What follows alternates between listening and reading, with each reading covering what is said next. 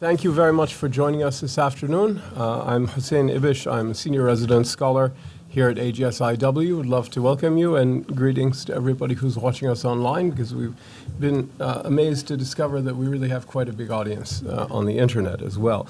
Apart from greeting you and thanking you for coming, I'd like to urge you, first of all, to join me in turning your phone or pager or any other noise-making device onto vibrate or silent or off or something like that. It's really very helpful not to have sudden eruptions of alarms and rings and things in the middle of the conversation. So we are really pleased to be having this conversation, taking us a little bit outside of our normal comfort zone, which is pretty centered on the Gulf Arab countries.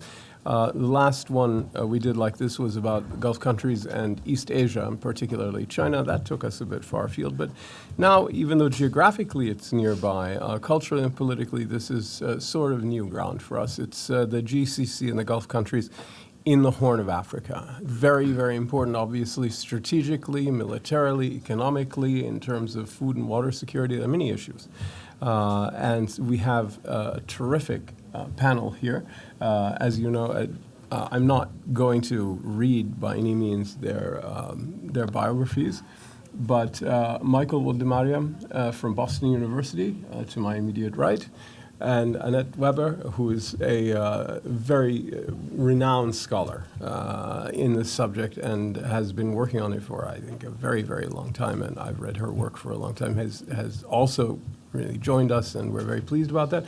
And finally, Taimur Khan, at the end of the table here, who is a non-resident fellow with us here at AGSIW and has had a lot of experience, especially recently, writing about and indeed going to the Horn of Africa and looking at the GCC engagement there. If you want to read their bios, they're on your handout, and it's easy enough to get to.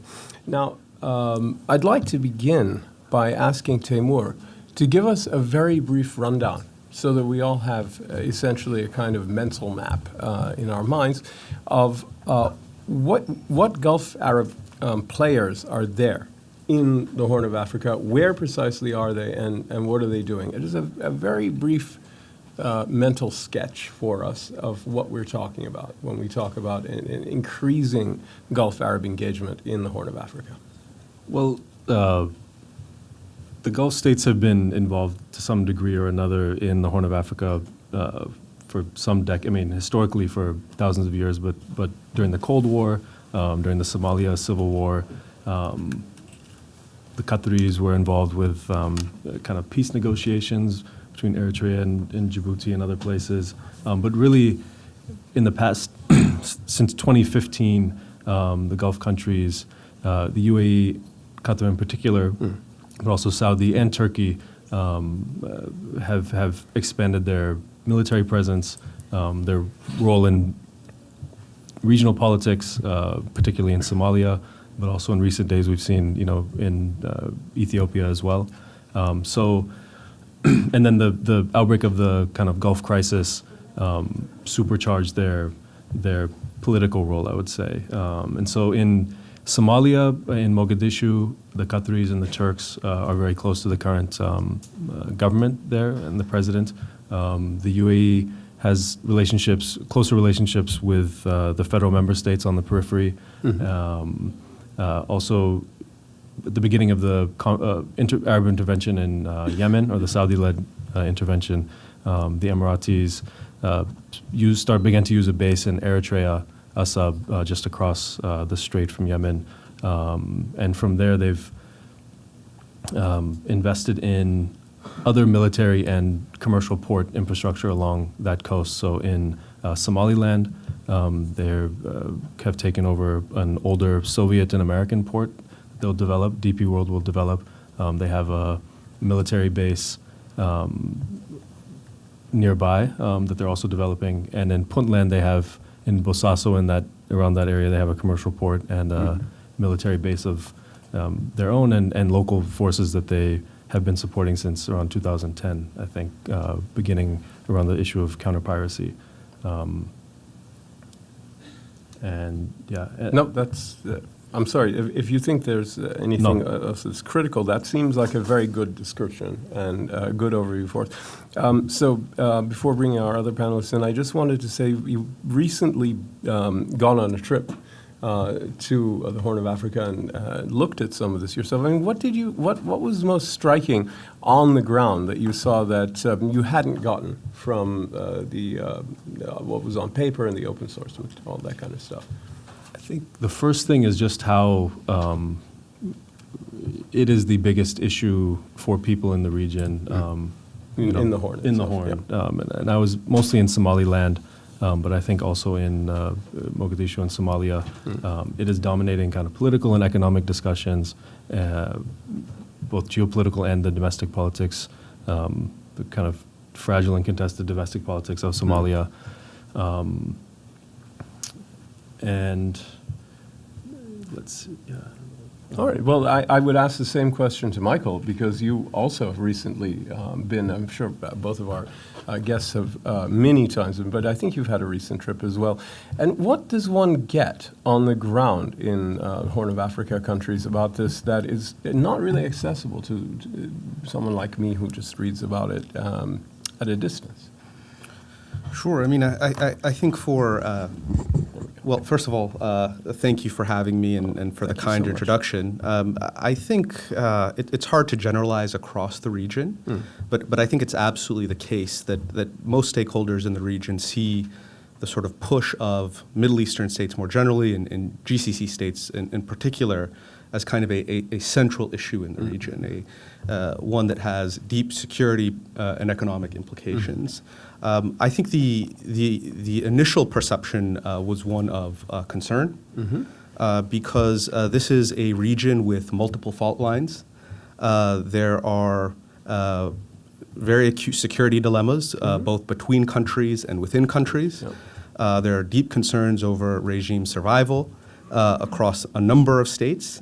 And so in that context, you, as Taimur described, you insert military bases, you insert new alliance dynamics into the region that creates a lot of risk, vulnerability, and potential for escalation, even if no one really wants conflict.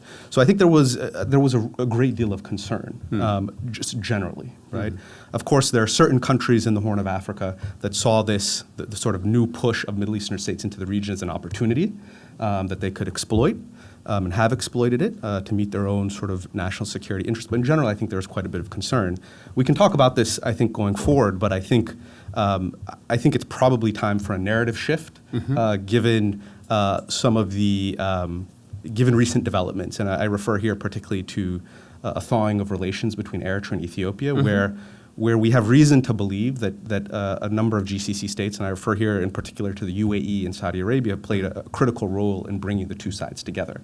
So we can talk about perhaps about that going forward. Well, I mean, it's definitely going to be a major subject this afternoon. I think it's really fascinating. It's cutting edge, and it tells us a lot about where this can go. That's, as you say, not the standard narrative. And it wasn't expected, but it's very important.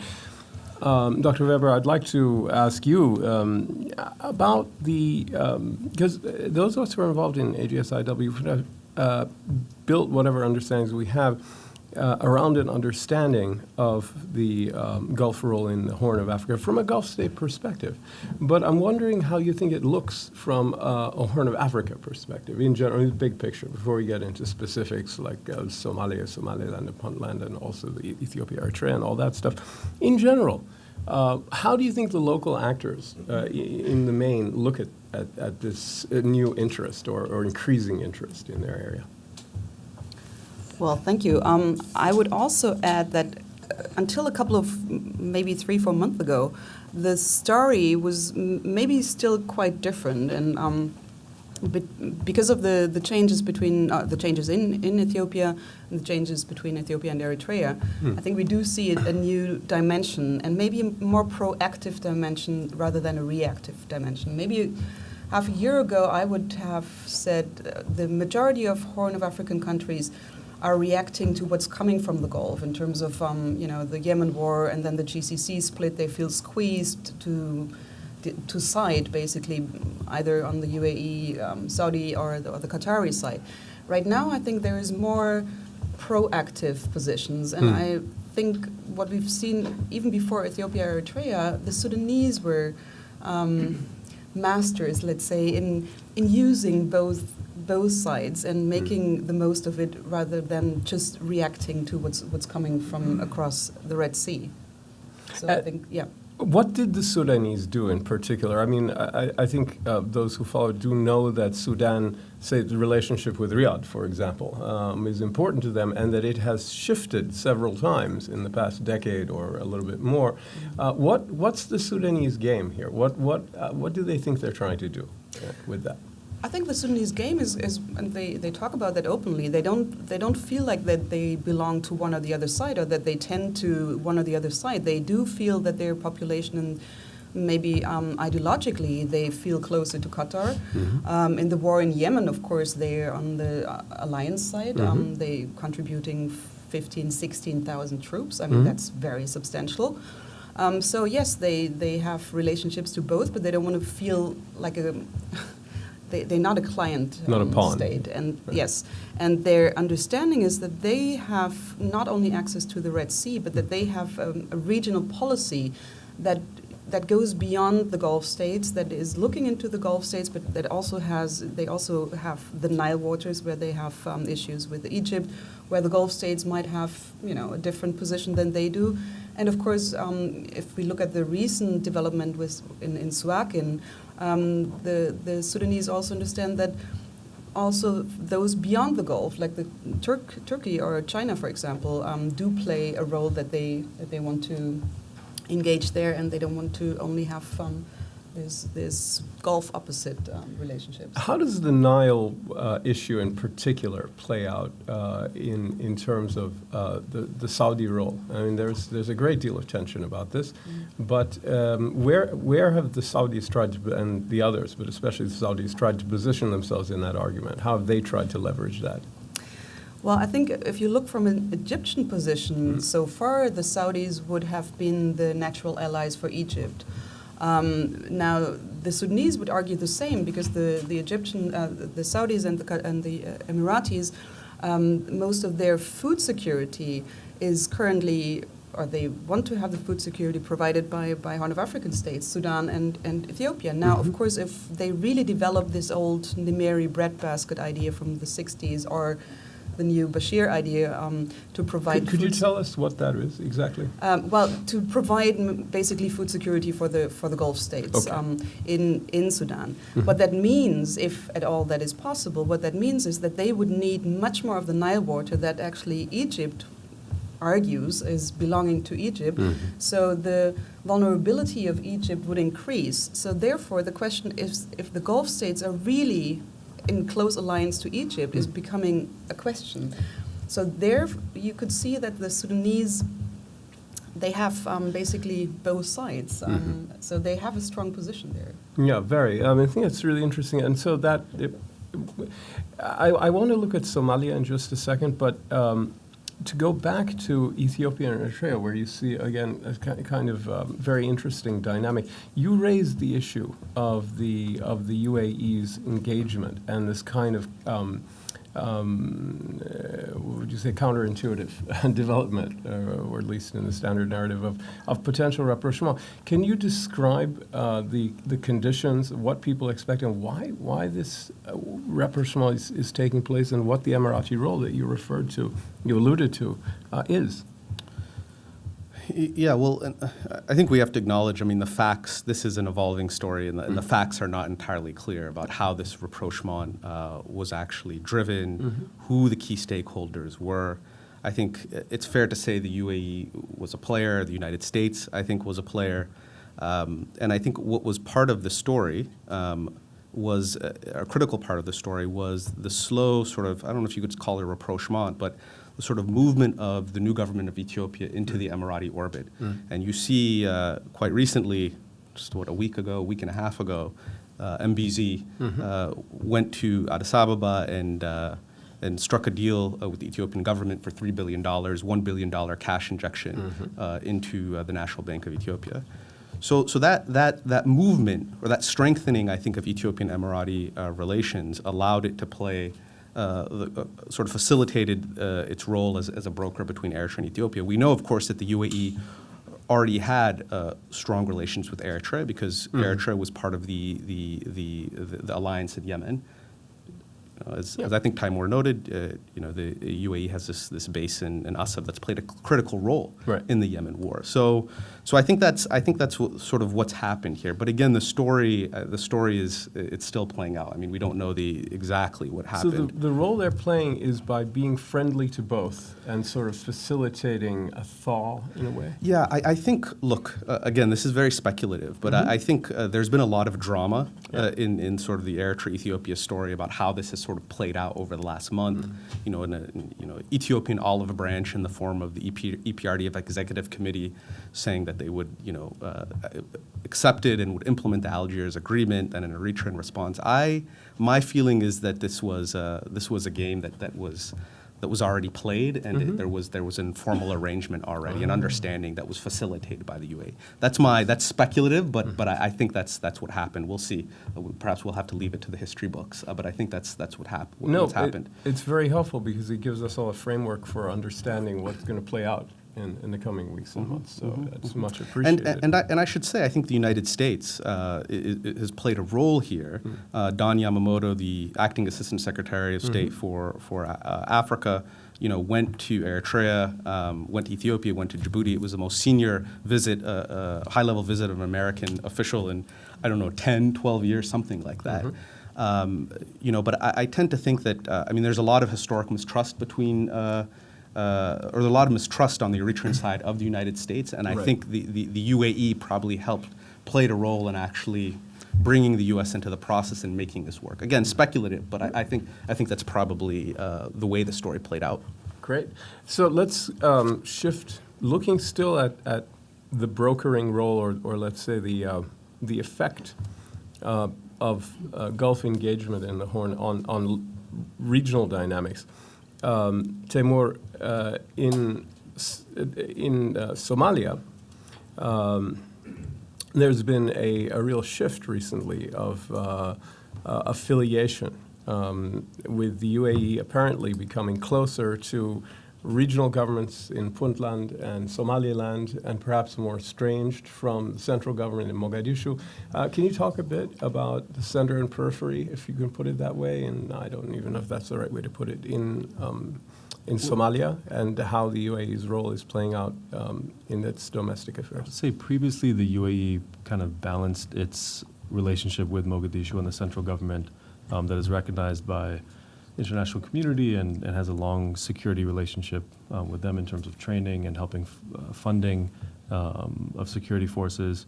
At the same time, so Somalia's kind of negotiation process between the federal states and the center is ongoing and uncertain and quite contested. There was an incident, right? I mean, there was a rather dramatic. Yes, and Could you describe it? So the UAE, the kind of final break that happened with the Farmajo government, the current government in Mogadishu, the final straw was Emirati diplomats were bringing in money, in diplomatic pouches on an airplane, and Mogadishu security forces loyal to the president kind of boarded the plane and took the money and accused the Emiratis of using it for corruption. The Emirati said it was going to pay the salaries of security forces that they support in Mogadishu.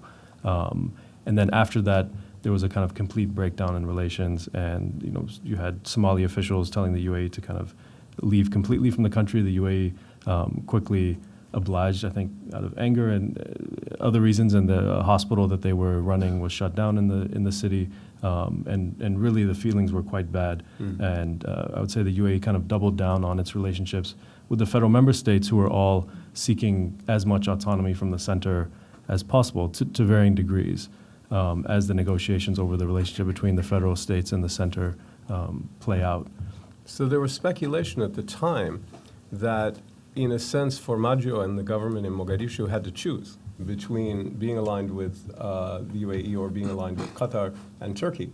and that they made their choice, which did not please the UAE and their allies. Is that, I mean, is that a Yeah, an I think there's, oversimplification? they were asked to take sides in the Gulf crisis. They were offered some amount of money by the Saudis reportedly, and they chose to stay neutral. The Formaggio government offered to negotiate, but the fact is that his presidential campaign was supported by the Qataris allegedly, and through his chief of staff, who has a long relationship with the Qataris going back to the Islamic Courts Union in Somalia, and also he worked as a journalist for Al Jazeera, are quite close to the Qataris and also the Turks. And so even though they didn't kind of officially take sides, they were perceived as being partisan. Fair enough. So, Could I weigh please, in? yeah, absolutely. I was going to bring both of you in on this. Sure. I mean, I think, I agree with Taimur's analysis of Somalia. I think, my sense is that the Formaggio government wasn't really angling to take sides in the dispute. I think that the effort to stay neutral was genuine. But, once the die was cast, I think things sort of got out of control. And I think one key event was the whole Berbera port deal, or it's, I mean, this has been in the works for a long time. People knew about it, but the agreement was formally, I guess, signed or consummated recently. And that created a bit of a public backlash in Mogadishu. It created some issues in parliament. Can you explain why? Well, what's the problem with it? What is the Berbera port deal, and why is it contentious? Sure, it's contentious for a couple different reasons, but it was a deal that included Somaliland, Ethiopia, and the UAE as key stakeholders. And basically, the UAE, I think, had a 30-year commercial management contract for the Berbera port. They would develop it. Ethiopia was given a 19% stake, and Somaliland a far larger stake. I forget what it was. 31. And so now, why was this a problem in Mogadishu? One, because it was seen as a kind of first step not a first step, but that this sort of strengthened Somaliland's hand in its long quest for independence. Right. So that was one issue. The other issue, I think, in terms of the public backlash in Mogadishu was Ethiopian involvement. You have to understand some of the historic enmity between Ethiopia and Somalia. And this has to do with Ethiopia's ambition to gain access to the coastline that it lost? I mean, I don't... in terms of the Berbera port deal? Yeah, and well, not that specific, but to gain better access to the coast, or what? What's the cause of the enmity between? Yes. Well, I mean, What is the suspicion? it's a long history that goes back, frankly, centuries. They fought a war. They fought a small war in the 1960s, a bigger war in 1977, 78. That really rested on the question of the Somali-speaking parts of Ethiopia, the Ogaden, the Howd and the Ogaden. Somalia laid claim to these territories, and obviously Ethiopia didn't like that fact, and so it drove a number of conflicts. So that's the kind of historical backdrop. Thank you. Yep. No, yeah, you can finish your thought, by all means. I didn't want to interrupt. Yeah, so I mean, I think that's sort of how I think that was the whole issue of the Berbera port deal and how it played out was. So you think that was crucial? Yeah, I think it was key in driving this. I don't think anyone was. That's my own opinion. Was really angling to sort of. I don't think Somalia was angling to take one side or the other. But of course, we know. Look, I mean, it was very difficult for Somalia, for the Formaggio government to break relations with Qatar. I mean, the role of Turkey in South Central Somalia, Mogadishu is huge. Right?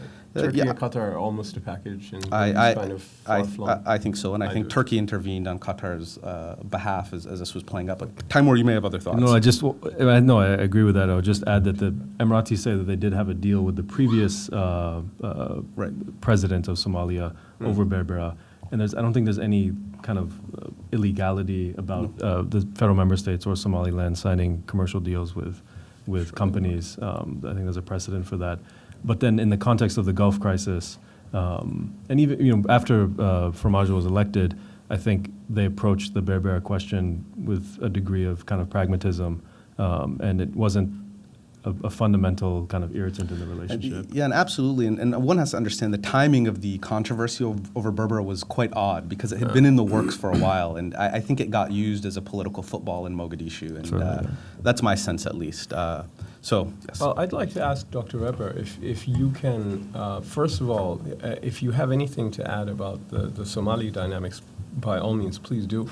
But in addition, we've been hearing a great deal about the way that intra-GCC rivalries, especially the Qatar issue, have played out in these dynamics. And I'm sure it's not only in Somalia. So if you wanted to talk about it, the impact on the broader, of the GCC split on the broader Gulf Arab engagement, I'd love to hear it. Okay. No, I don't think I want to add anything on the Berber issue, but I think what we can see with the GCC split, the very general understanding that they were forcing the Horn of African countries to take sides, that is now really showing clearly that that was not a good idea, to say the least. Because what we've seen in the Horn of African countries, of course, I mean, it's a very conflicted region, a region that has hardly any collective security understanding, because many countries are either in conflict against each other, or cold wars, or frozen wars, or have civil wars like in Sudan or in Somalia. So in this sense, it's if you have fragility, but if you actually want something from that other side of the Gulf, to squeeze them and to actually work on their fragmentization even more is not helpful. And I think this is what we see right now unfolding in a sense. Of course, as I mentioned before, I think Sudan was quite clever or quite smart in keeping both sides, and that, you know, you mentioned before the Emiratis being helpful in the Eritrea-Ethiopia rapprochement, but we also have to say, of course, the Qataris have been playing a huge role in the Djibouti-Eritrean border conflict, and of course in Darfur. So for the Sudanese, and having Darfur as an ongoing conflict, the Qatari issue or the Qatari help there was quite important to continue and to have. I think what we've seen with the split is also that the countries now have to basically not only make money decisions, but also have to bring their population behind that, which is difficult in countries like Somalia and Sudan, because not everybody is happy with the, let's say, the ideological influence of the Gulf side or the Saudi side, for example. And I think what we've seen in Somalia is also seen in other places in the Horn, that this struggle, let's say, between MBZ and the Qataris on the Muslim Brothers is having a huge impact in the region, because like countries like Sudan, I mentioned it before, but also countries like Somalia, you have much more leaning towards a Muslim brother than towards a Wahhabi understanding. So even this now is not really in favor for the Saudis or the Emiratis, but does play out in ruptures of amongst the population in the society. So I think we've seen a couple of these impacts. And I think in linking the impacts of the GCC split with the impacts of the Yemen war, just to give one example, I mean, amongst those Sudanese who are fighting in Yemen, you have a very specific group who is fighting there, which is Hamiti's people, who are playing a huge role in Darfur, in the war in Darfur, where you now have basically two entities in the Darfur war, one that is, let's say, sponsored and trained in the Yemen war, and the other side, Musa Hilal's people, who are sidelined. And this will have an impact and implications to the security and to the development in Darfur when these troops are coming back. And I think these are issues that have not been taken into consideration by the Gulf states, but do play a huge role in the Horn countries. That's incredibly interesting, and it tempts me to pull back for a second and ask you a big picture question, which then I'd like to ask you as well. But let's begin with you, Dr. Weber, because it dovetails perfectly off what you said. To what extent do you think the Gulf engagement in the Horn of Africa is essentially a stabilizing factor, and to what extent is it an irritant, making divisions worse? And how do those two? I mean, obviously it's going to be both, inevitably. But how do those two effects interact with each other? How would you evaluate it? And in general, and also from a local point of view, how do you think it's seen as well? I know it's two different questions, but however you want to deal with it. I think even so, we could see positively the closer the development between Eritrea and Ethiopia as something positive coming from the Gulf side. I think in general, the squeeze, the force to take sides was definitely destabilizing, and the fragmentation and what I've described before. The question to me comes back to the understanding of the Horn of African countries by themselves. I mean, the regional understanding, the regional identity. I think if the Horn of African countries would have more of a collective understanding of their interests, not only of their security, the Gulf, the relationship could be much more positive for both sides. When I'm thinking about food security, it could play a role, it could be a positive role for both sides if, let's say, the governments on the Horn and the population on the Horn would have a better link. So far, the elites strike deals and are not considering what is happening to the population. And if I'm looking at food security, again, I think it's more dividing and it's more of a conflictual relationship because, when you look into food security in countries like Ethiopia and Sudan, where you have uprisings exactly because of land rights, uprisings exactly because people are displaced, and then you actually have agricultural schemes to provide food for the Gulf.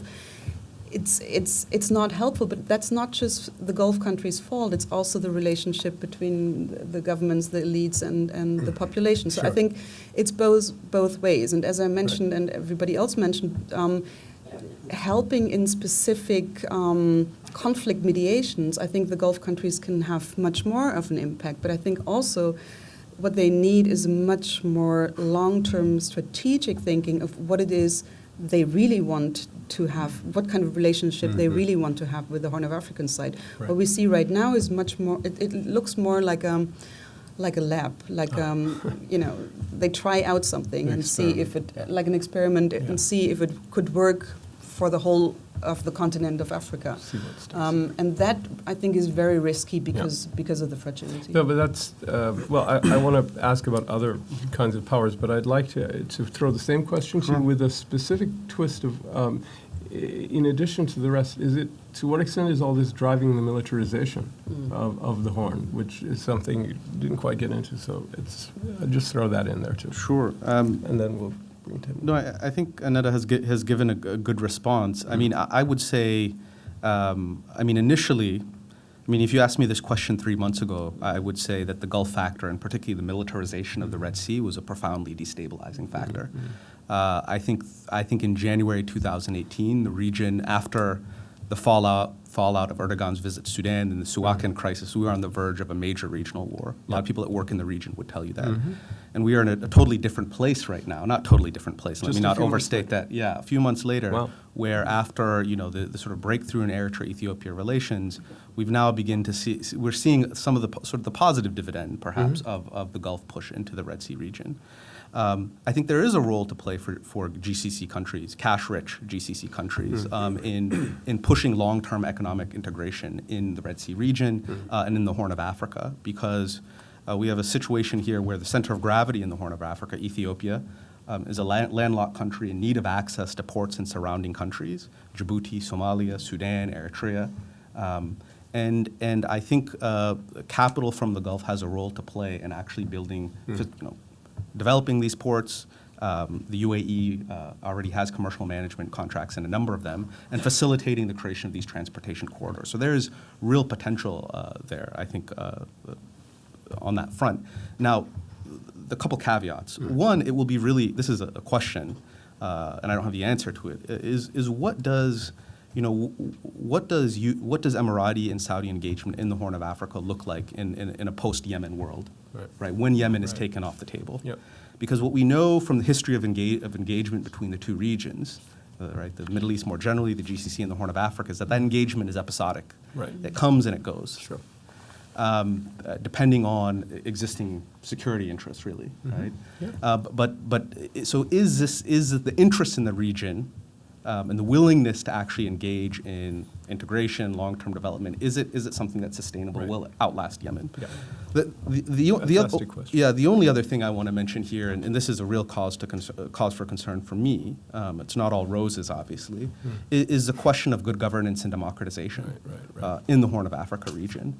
Sure, there are positive dividends of the GCC states playing peacemakers between regional rivals in the Horn of Africa, but this is a region that is I think, across the board, in dramatic need of political reform, democratization, and it's a question of the long-term stability of the region.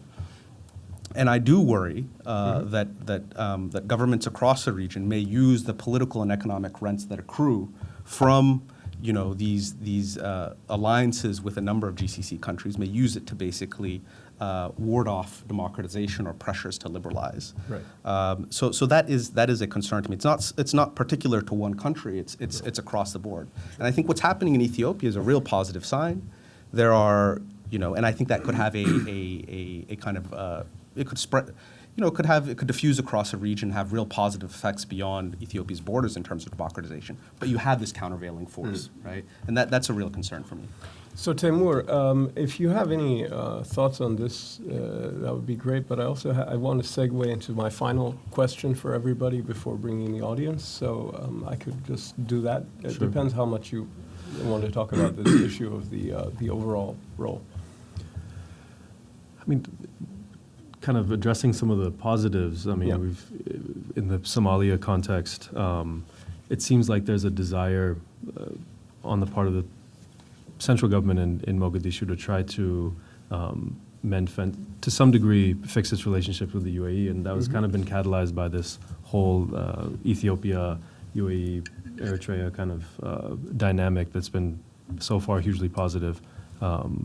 It's very difficult to kind of unpack how the politics of this will work, given the heightened, role of and the rivalry of the Gulf countries and the way it played out in Somalia. But it seems like there is some maybe some reason to be cautiously optimistic about the Great. effect that has there. Yeah. Yeah, well, excellent. So I'd like to bring in the audience in a minute, but there's one final theme that I'd like to discuss before we do that, which is the role of other third parties. So we've talked about the local actors to some extent. I mean, we've talked about different Gulf players and how this all works, but there are others in the Horn of Africa, right? There are other global powers like the United States and China, for example, and there are other Middle Eastern powers. Briefly, Turkey was mentioned, but Iran is also, if not a presence, at least an issue.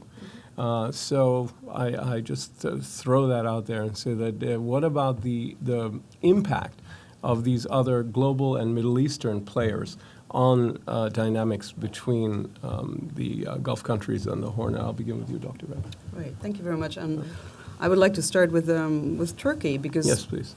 because I think Turkey is, unlike some of the Gulf countries, Turkey has a strategy. Turkey has a long-term strategy, and projecting power is one aspect. But if you look at the military cooperations, and I mean, Turkey is doing the training for the Somali forces. Turkey has now, or is developing the Suakin port with the help of the Qataris. But it's Turkey's ideas. Turkey or Erdogan in specifics, with an understanding of having an Ottoman revival, of having Turkey's role taken serious outside of Turkey's direct neighborhood. And I think this is of extreme importance if to understand the dynamics. If you look also beyond the military cooperation, Turkey is huge in Somalia in terms of building, in terms of infrastructure, in terms of also people-to-people connections. Turkey's population was collecting money for the Somalis in 2011 when there was a drought. So it's not just WFP; it's really connecting the populations, and I think this made a huge impact. I think Turkey is way ahead of you here, but also us in Europe.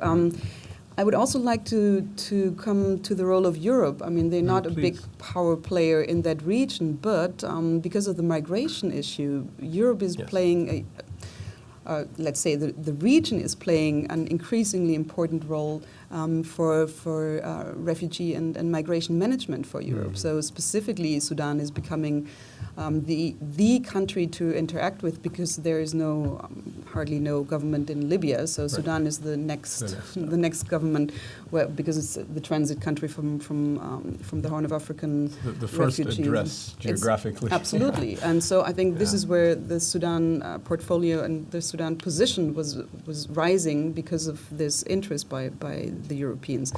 And of course, the Europeans, or specifically the Germans' interest in the security of the Red Sea. I mean, 20% of our exports to Asia and 20% of our imports from Asia is going through the Red Sea. So it's of vital interest to the Europeans to have the Red Sea, not to have the two choking points being militarized, as in the Bab el-Mandeb right now, where the potential to have the Red Sea as part of the battlegrounds on Yemen, if we look at Hodeidah, is quite real. So I think these are players from outside, and of course China. I mean, China's One Belt One Road initiative in terms of economic interest, but also China has the first port outside of their own region in Djibouti. China is playing an increasingly big role in UN peacekeeping missions, and mind you, the Horn of Africa is having more of 50%, unfortunately, of all the peacekeeping missions worldwide. So China is playing a role there as well, not just in terms of extracting resources, but also engaging as peacekeepers, but also increasingly as, let's say, in a diplomatic way, in bringing actors together. So I think the polarity of the superpowers is long gone in this region. Yeah. And maybe That's I'll leave it there. fascinating. No, that was great. Michael, I'd like to ask you to address these other actors in any way you'd like. Sure. I mean, I think I think Annette again has underscored some of the key points. Turkey is a big player, obviously, in the Horn of Africa, particularly significant in South Central Somalia, growing influence in Turkey. I think part of, as I project towards the future, I think part of what gives Turkey staying power is the sort of synthesis with Qatar, because you've basically got the marriage in the Horn of Africa of Turkish military power and Qatari capital, right. and I think without that Qatari capital, I'm not sure where Turkey would be today, and obviously that it's vice versa as well, right? Iran, my sense is that Iran is a diminished player in the Horn of Africa since 2016. Yeah. I think most countries in the Horn were basically willing to sever real contacts with the Iranians or real linkages with the Iranians in favor of the Saudis What and happened the in Emiratis. 2016? Saudi demands to Right. stop, or- I think a critical turning point was 2016. So I think it was in January 2016. I guess the sort of torching of I don't know if you could call it a torching or basically a mob attacked the Saudi mission in Tehran. And most countries in the Horn essentially at that point aligned formally with the Saudis against the Iranians. So I think that was a decisive point. And so I think they're a pretty diminished player. Maybe they'll come back, I'm not sure. Sort of the great powers, U.S., China, Russia, they're big players, obviously, in the region. China's got this facility in Djibouti. Yep. The USA is in Djibouti as well. Personally, I think part of the rehabilitation of ties between the U.S. and Eritrea that's coming, I think, is in part about the geopolitical game and Chinese influence in Djibouti. Russia is angling for a facility on the Red Sea. We know that. So it'll be interesting to see how this plays out. It's possibly the case that in 10 years, that is the real game in the Red Sea, right? The competition between great powers rather than, Iran Regional versus powers, Saudis. yeah. Yeah. And it's possible that, the moves and strategies of players in the Middle East will more closely align with the great powers, which has been the historic norm.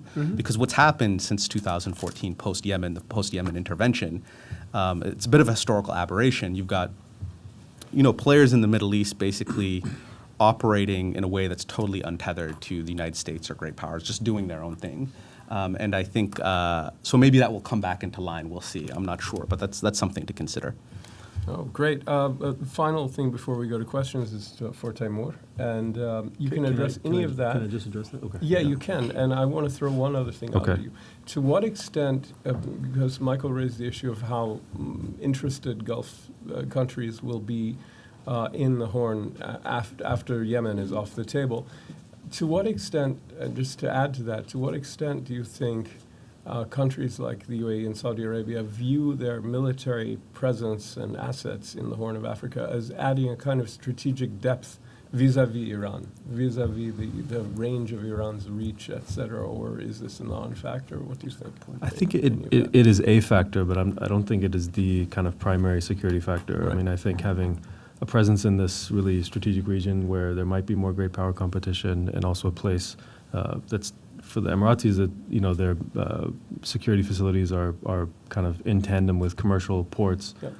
And they certainly have interest in the economic complementarities, especially between Ethiopia and their own domestic economic imperatives and you know, the kind of role that DP World plays in the region. On the previous question, I would just say when it comes to the U.S., I mean, the UAE working potentially with the U.S. to kind of create a rapprochement between Ethiopia and Eritrea. I mean, you have to remember the Emiratis, the military was also thrown out of Djibouti, Right. as was DP World earlier this year. And I don't, I'm sure there's some interest in turning U.S. attention away from Djibouti to other places as part of that I would say negative dynamic.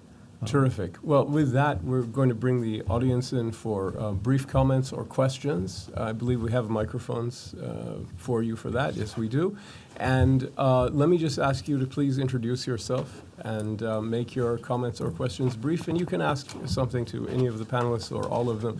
It's up to you. We have a gentleman there, lady there. So we'll do 1, 2, 3, 4, but individually, not all at once. So begin here. Right there, this gentleman. Yeah, we can begin, by all means. Hi, my name is Alden Young. I'm assistant professor at Drexel University. Terrific. And my question is for Dr. Weber, but for all the panelists really. To what extent do you see the pull-in of the Gulf into the Horn of Africa region and Sudan in particular as a fulfillment of the desire of those countries' longstanding interests? I know, for instance, the Islamist government in Sudan has long wanted greater Gulf involvement, and if this is fulfilling that kind of pull. So you mean local desires? Yeah, Local gotcha. Excellent. That's Yeah, mainly okay. mainly for you, but for Okay. everyone. Well, I think it's ambiguous because I think there is also a shift in the NCP in the ruling government in Sudan, and I would say those more, let's say the old Turabi side, they never longed for that. They were very clear about having a stronger relationship to Iran, but also to Qatar. I think if you look at the last visit of Bashir in the Gulf, he wasn't too happy. So it's mixed. So the longing also was give us more support and also fulfill your deal, but in terms of getting closer ideologically, not at all. So how far is it from the other side to Sudan? I don't know because I'm not a Gulf expert. I think what you see is, of course, because so many Sudanese and of course Ethiopians, but Sudanese in specific, are in the Gulf to work. And not only the question of remittances, but those who are coming back, who are the links, let's say the middlemen between having the knowledge and the networks in Sudan and having the knowledge and the networks maybe in the Gulf. I think for these people, this is very interesting to them. But the rest, yeah. No, that's great. And we'll go to the gentleman here, and then after that, to the lady here. Andrew Steinfeld. A question about Saudi Arabia. You all talked quite a bit about the more aggressive postures of Qatar, Turkey, and the UAE. And I'm curious if you throw Saudis in the mix, are the Saudis kind of a somewhat lesser, more reticent player, or and or do you see them in tandem, as I think we do more and more with the relationship between MDZ and MBS, as the UAE is kind of the tip of the sword for both countries. Yeah, gotcha. Who would like to? Please. Yeah, sure. I mean, you talk to some people in the region, the Horn of Africa region, they sort of think the Saudis and the Emiratis are like playing like a good cop, bad cop kind of operation.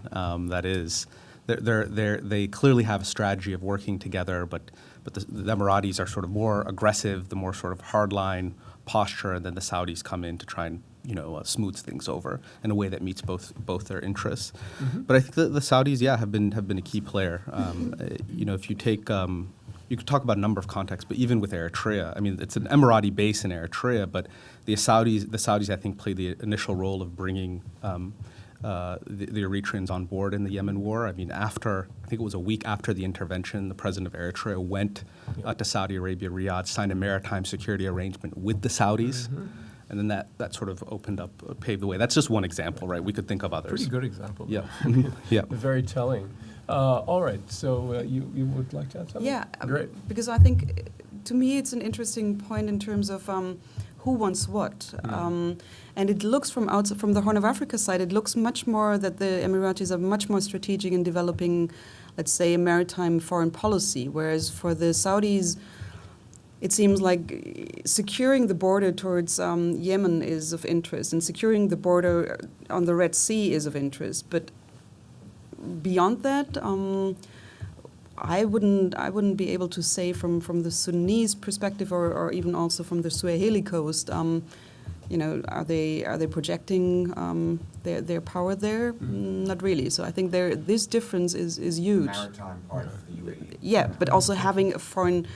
I don't know if it's really a thought-through foreign policy, but it looks much more strategic. And I think in terms of the capacities, not in terms of the military equipment, there we are clear, but in terms of the capacities, I think what you see in the Yemen war is the Emiratis are definitely ahead. And what does that mean for the Horn? I think is much more of a question than the Saudis, who seem to be much more concerned about themselves. I'll just to illustrate Mike's point about the good cop, bad cop dynamic. I think the Saudi, while the relations between Mogadishu and the UAE broke down completely, the Saudis either continued or restarted direct budget support to the government there at the same time. So, Excellent. We have the lady right here in blue shirt. Hi, Catherine Pollock from the Carnegie Endowment. I was hoping you could zoom in a little bit more on the Ethiopian Renaissance Dam issue. Specifically, there seems to have been a tentatively positive shift in negotiations recently. Is that because of the change in governance in Ethiopia? Did the Gulf states have a hand in that? And then where do you sort of predict this whole thing going? I think that's for both of you. Would you like to begin?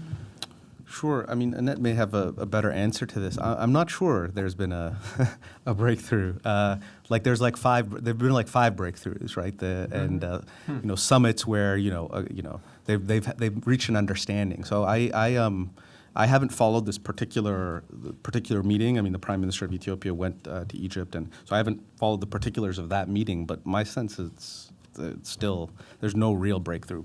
Is it breakthrough of the month? Okay. No, I would definitely, absolutely agree, and I think the breakthrough would come with the change in filling times. We haven't heard any breakthrough news that could be lessening the tension, that could be a positive signal towards Egypt. I mean, here I'm only talking from the Ethiopian side, and we also haven't heard comments from Sisi's side to really reconsider the quota system and any offers on the table of Can you how. contextualize it for us? What are they arguing about? What's the crux of the dispute? There are many, but maybe just technically there are two. There's the old quota system that allows Egypt, I think, 82. What is it? It's not percent because, of course, it's 100%.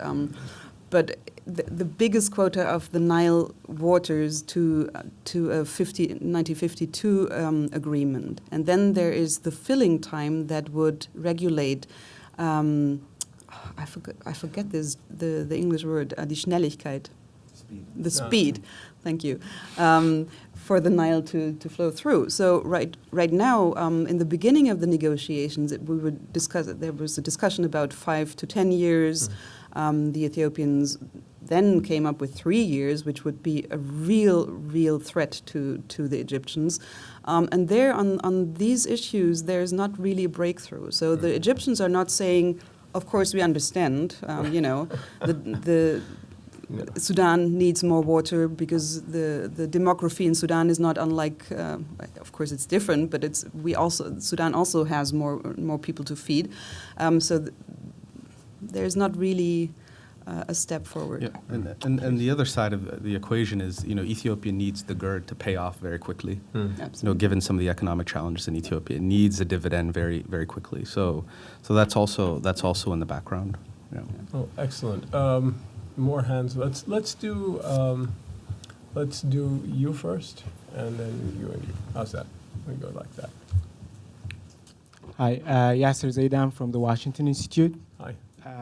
I have 2 questions. Sure. The first one is, how do you see, to the whole panel, how do you see the region future in terms of the democracy and governance question, given that what happened in Ethiopia, the Ethiopian developmental state model that is not 100% democratic.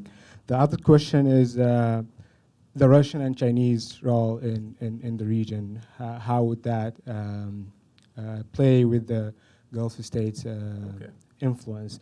Also, that also follows in the economic development. There's some railways and highways that is being built. Okay. Thank you very much. So let's begin with democracy and governance. Who would like to start with that? I'm sure that everyone would have some thoughts. I'll have to say something. Please go right ahead. You can begin with you, Dr. Weber, and then we'll come to.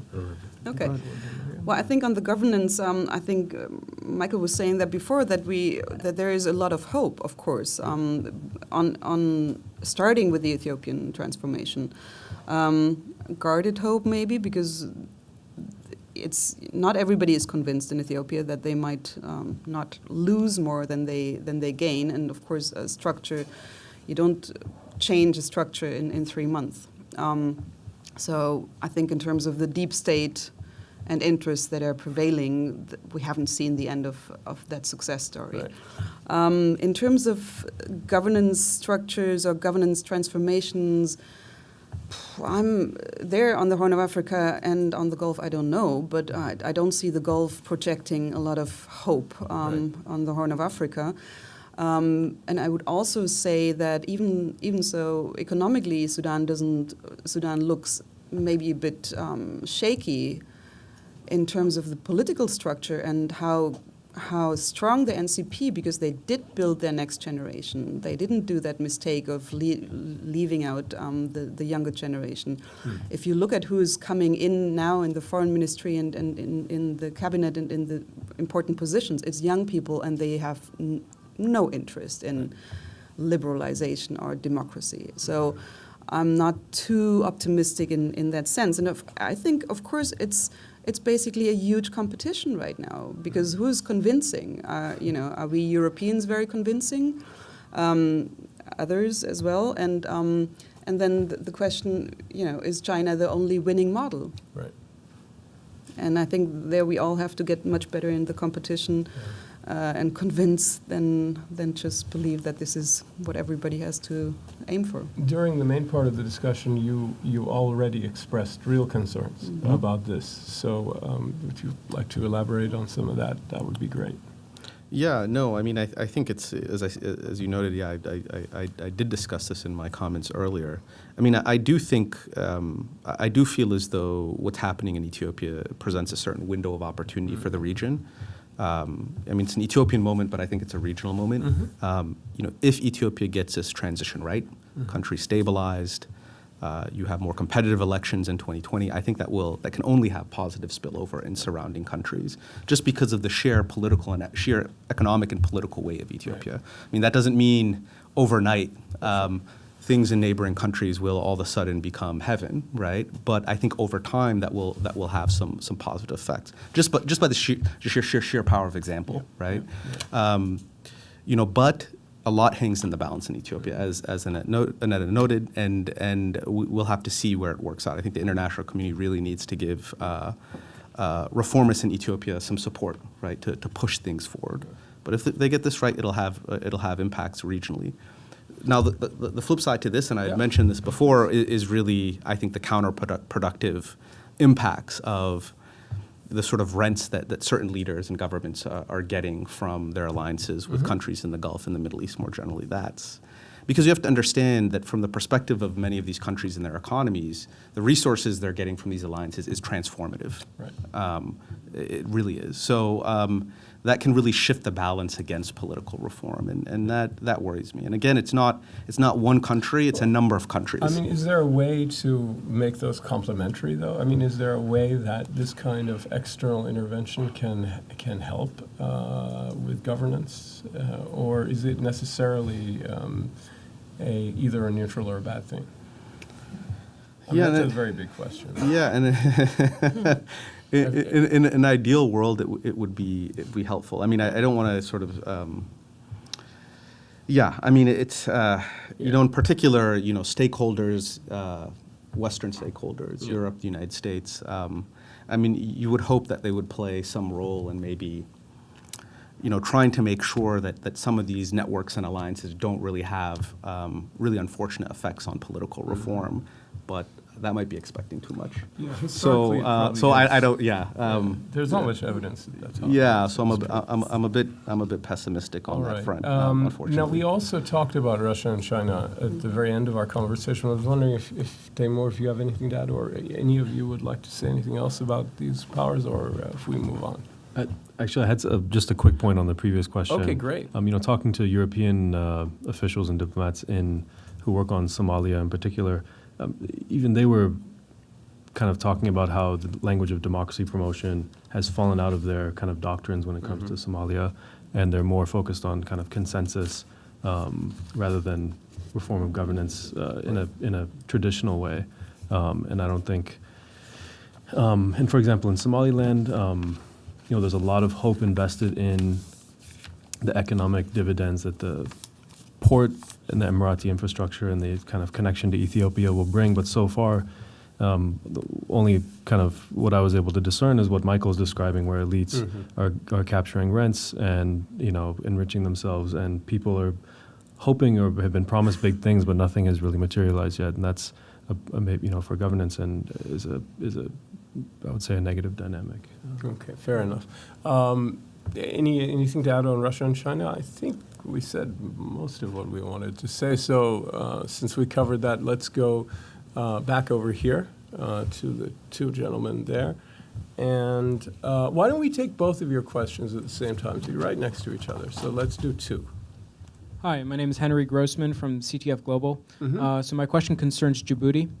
And it seems, I think you could say, that Djibouti has undercut or been neglectful towards some of its allies and strategic partners, such as the UAE.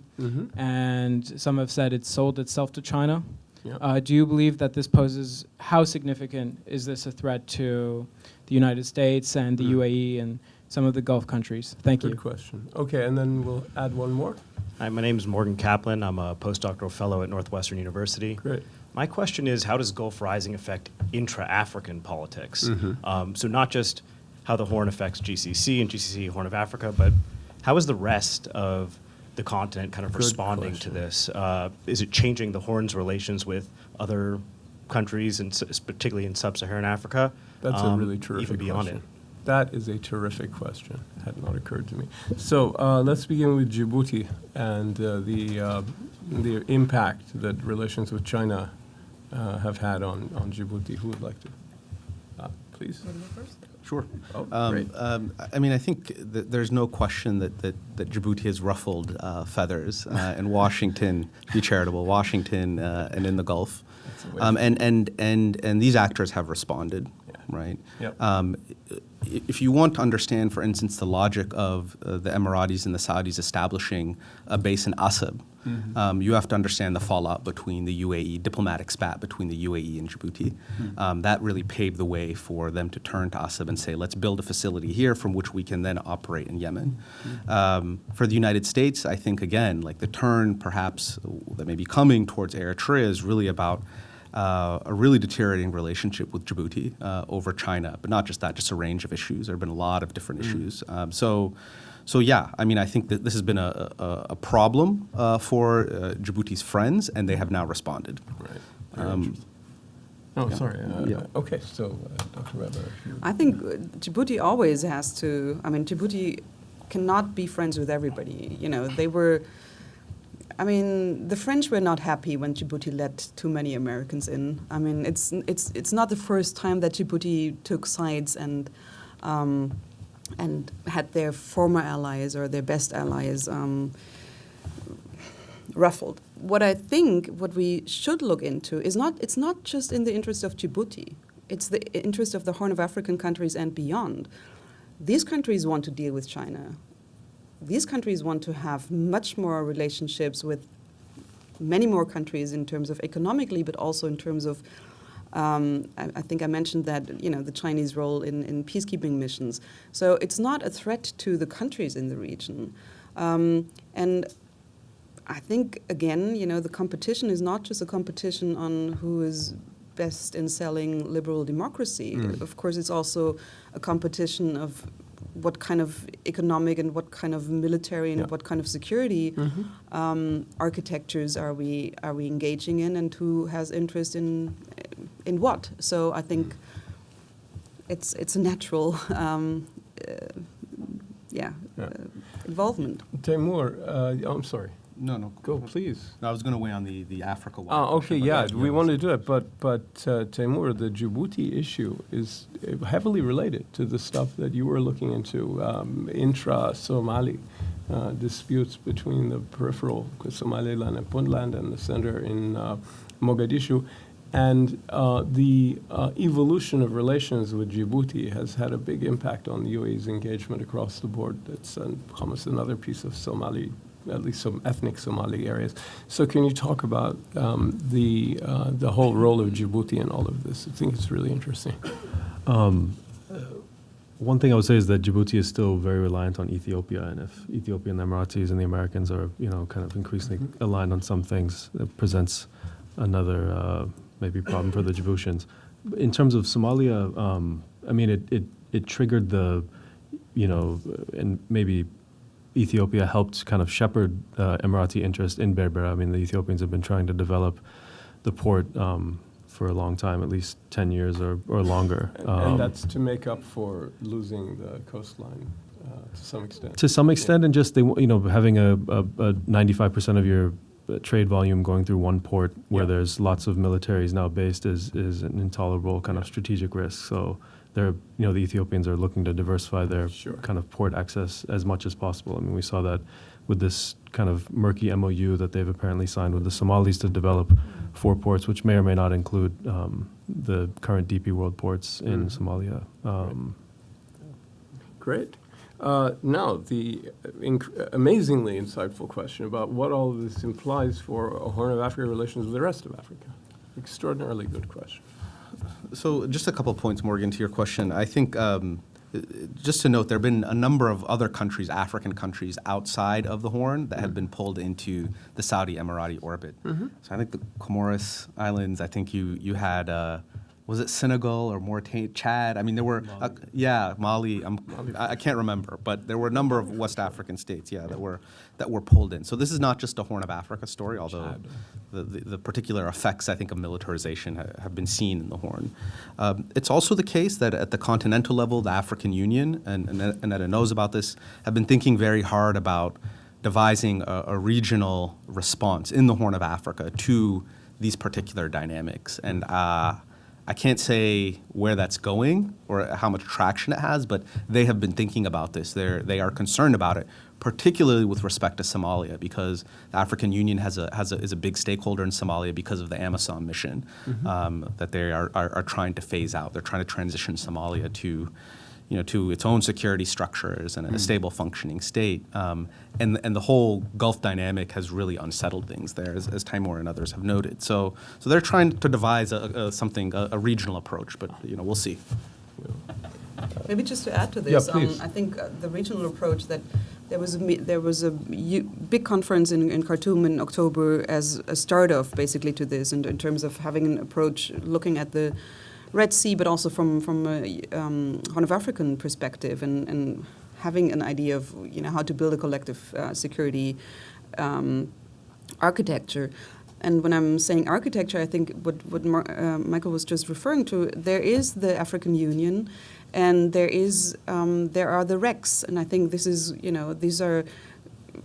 We can judge them whatever, but I think these are extremely important organizations. And if you look at the African-wide dynamics, that a country like Morocco wants to join ECOWAS, that tells you how, not only in terms of the continental idea of markets, but also the continental of collective security is quite advanced. So is that a direct reaction to the Gulf states? No, not at all. But I think it's interesting that Faki, of course, in his position as head of AU, but also as a Chadian, and then the others, the Maghrebinians, are extremely involved in the Horn of Africa Gulf relations right now. So I think it's going wider, and if you look at China's or Russia or other, specifically China, of course, this is a continental issue, and countries on the continent make decisions differently than they've done in the Cold War. So, yeah. Great. Yeah, I think one other thing to note is one constraint or challenge for devising a regional approach, either through the AU or at the regional level through IGAD, the Regional Organization for the Horn, has been the kind of fissures between countries in the region, that there is no real regional consensus about how to approach it because they're all rivals. Well, they're key fault lines. And in that sense, to come back to Eritrea, Ethiopia, that this is why this is a big win for the region. Because now that this is resolved, key fault line in the region, you can begin to start talking about a regional approach to some of these broader challenges. IGAD itself has been paralyzed by the Ethiopia-Eritrea rivalry, right? Yeah. So I think that's one dividend here. Great. Did this come up when you talk to people in different parts of Somalia? Are these issues, are they lurking in the backs of minds, or are they very forward issues? I mean, I think in the rest of Africa, in Somalia, especially regional integration in the Horn is a very fraught question because of the role of Ethiopia and the historical, the history between the two countries. So, when this MOU was signed, there was a huge kind of backlash saying, how can the Parliament didn't debate this? We need to understand what Ethiopia's role is going to be. I mean, they have troops in our country, how can we give them ports? So I think in the Somali context, there's a lot of questions that have to be answered kind of domestically. I mean, and it's coming in a very difficult context of the center versus periphery dynamics. So, yeah, it wasn't something I was kind of looking into in terms of relationships with the rest of Africa, but yes, certainly. Definitely. Okay, so let's see how many more questions we have. So I'd like to do 3 if I can, all in one go. So we're right back here, and another one there, I believe, and maybe we'll take both of them, and that will be it. Let's see. We have a microphone here. Oh. My name is Abdullahi, and I work with IRC. Quick one, Mike. You mentioned about IGAD, particularly now that the relations, at least for now, between Eritrea and Ethiopia is on the mend. To what extent now IGAD, that has been previously a multipurpose vehicle for Ethiopia now, would become a regional vehicle? In this regard, really, I would want you to weigh in on the question of South Sudan, because Now things seem to be moving in the right direction. You'd see even the President al-Bashir now playing a guarantor for the peace process.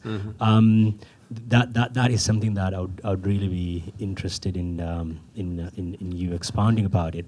But also Uganda. I mean, what is going on in Ethiopia probably is the most transformative that we've seen since probably the end of Cold War, when we saw, Museveni coming into power, Meles, Isaias, and Kagame.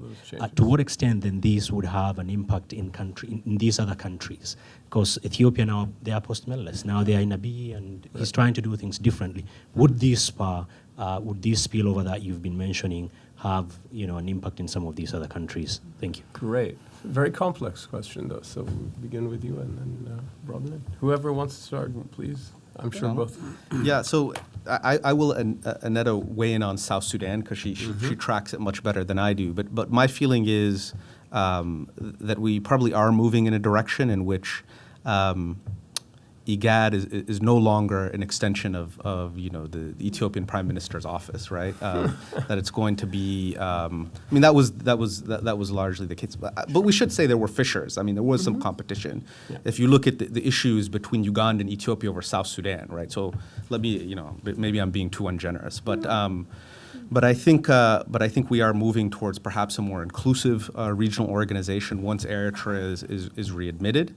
And then hopefully they can begin to sort of work towards some of these challenges. South Sudan, I'm not even sure this is really an IGAD issue. I mean, you've got, it's you could probably have the best regional organization in the world that couldn't fix this problem, right? So, but Annette can weigh in on that. On the spillover issue that I mentioned a moment ago, I think yes. I mean, if Ethiopia again gets this transition right, then it's only a matter of time before it has spillover in a number of neighboring countries. That's my feeling. People would say perhaps I'm too optimistic, but you have to understand, and those who have worked in the region or from the region appreciate it, this is a region that really sees itself as a region. They see themselves as connected in some really important ways. Yep. And so you can only expect that kind of political diffusion, I think. So I'm hopeful on that front. Excellent. Dr. Well, again, I'm not so hopeful on, and this time not in relation to what Michael just said, but on South Sudan. And I think it's extremely interesting to see that only a couple of days after the IGAD, the formal, including Uganda and Sudan, none of them really were they were not really pushing for IGAD to be successful. Leave alone the lack of political will with the two people who are still believing that they need to be in power. Now, why did it succeed in Khartoum? I think it's really undermining the region. It's undermining IGAD. It was not a very nice game, and it's not, in my opinion, it's really not leading to peace in South Sudan. We haven't really seen any clear positions by the two to say what are the next steps. Are we still in? Are we able to really, do we have a political will to really hand over power? No. COHs, they've been negotiated before, never implemented, never held. I'm not optimistic there, and I think it was not a very good, it wasn't a very nice deal to be done just after letting IGAD fail. So I'm not sure if that's the future of the regional powers. It's really back to an old game that the region, and specifically South Sudan and the people in South Sudan, they deserve much better. All right. Well, that's going to be our last question. I think it's a perfect way to end. So I'd like you to join me in thanking our panelists, Taimur Khan, Annette Weber, and Michael Woldemariam. And we'll see you next time for another GSIW Roundtable. Thank you. Thank you very much.